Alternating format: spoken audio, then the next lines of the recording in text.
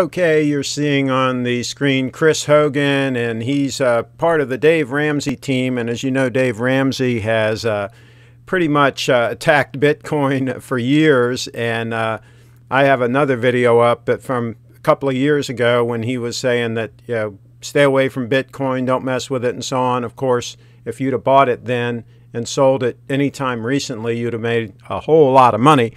So they missed the boat on Bitcoin, and now they're still singing the same old tune. And this latest podcast, I'm just going to play a little bit of it from Chris Hogan here. Welcome to Retire Inspired. I am your host, Chris Hogan. VIPs, there is something that I need to talk to you about. There's a word flying around out there, and you've probably seen or heard about it in the news. I'm talking about Bitcoin. Time for truth. It's your life, people. Okay, so he says time for truth and so on, and you can go ahead and listen to the whole podcast, but I'm going to basically summarize what he said. First of all, he said that he'd heard about it a couple of years ago. All right, well, here's problem one, Chris. If you heard about it a couple of years ago and you didn't research it, you didn't look into it, you didn't learn about it, you just kind of heard about it, then you kind of missed the boat, and you would have made a lot of money. If you'd have just spent $100 on Bitcoin a couple of years ago, you'd have done really well with that $100. So for the price of going out to dinner, you'd have had a really good return. And then he goes on to talk about how it works and so on, and his explanation is a half-baked explanation of how it works. And he cites the fact that we don't know these people. We don't know who Satoshi Nakamoto was, whoever the heck invented it. Nobody knows who invented it. It could have been a group of people. It could have been one guy. Nobody knows. And he makes a point of that, hey, I don't want to deal with something where I don't know the people. And then he also makes a point of we don't know who the miners are. And that's a big deal. Who's processing the transactions. And the fact that you can do transactions from one entity to the other that are trustless, and we don't have to know each other and so on. He's making all these things negatives. This is what Bitcoin is all about. This is the positive thing about Bitcoin, is there is no boss. There's no guy in charge. There's no big bank behind this. There's no big government agency behind this. This is what the supporters of Bitcoin and the advocates of Bitcoin like about it, Chris. You've got things backwards here.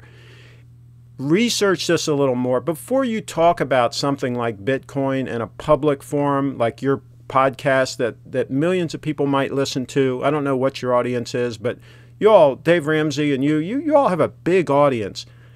You probably should learn about these things a little bit, at least learn the basics. There are videos by people that really know what they're talking about up on YouTube that go into Bitcoin and how it works and what it's all about. Learn a little bit more about it. Don't just take your information from bankers and investors, people like Warren Buffett. He admits freely that he doesn't know anything about Bitcoin. There's a video where he chastises it and throws it under the bus and so on, and then the next sentence he says, oh, I don't know anything about it. And so you're in the same boat. You don't know anything about Bitcoin. You don't know how it works. You don't know why it was created. You don't know that it's going to change the world. And so there's a lot of things you don't know, and yet you're coming out with these conclusions. And if, in fact, you did hear about Bitcoin a few years ago and you dismissed it then, that's not the reason why you should dismiss it now. Just because you dismissed it in the past doesn't mean that you should keep dismissing it. And by the way, you talked about track record. It's been around since 2009, something like that, and it's got a pretty good track record of going up, up, up, up, up. Yes, there have been pullbacks. There have been big pullbacks. But if you look at its track record, it has always recovered and it's always gone up. And there are hundreds of times when it's been pronounced dead over the years. There's a website dedicated to the obituaries of Bitcoin. And a lot of people have said that it's going to die. And even though it's been attacked by people like yourself and by banks and by government agencies, it's been relentlessly attacked, it survives.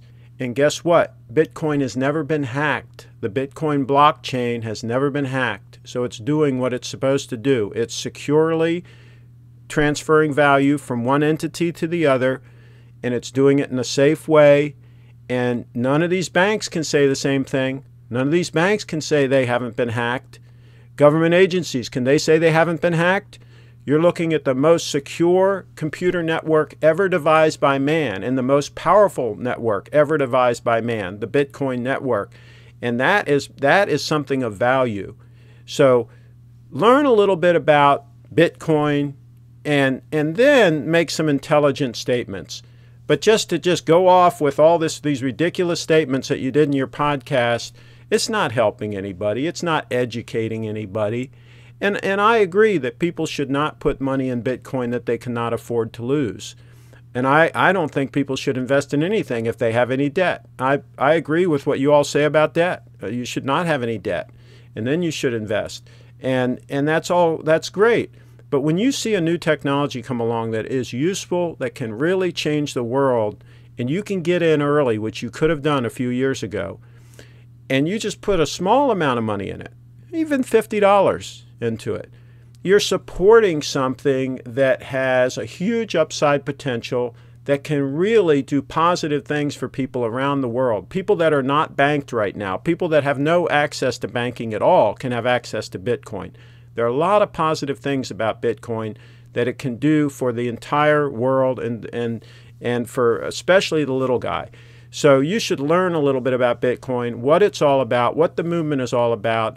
And the price is a secondary thing. The fact that we're making money on this is fine. But really, those of us that got into Bitcoin early and put some money into it really were behind the whole concept of being able to move money from one individual to the other without a middleman involved. We don't want a middleman involved. We don't want a banker with his hand out. Thanks, but no thanks. So anyway, the end of my rant.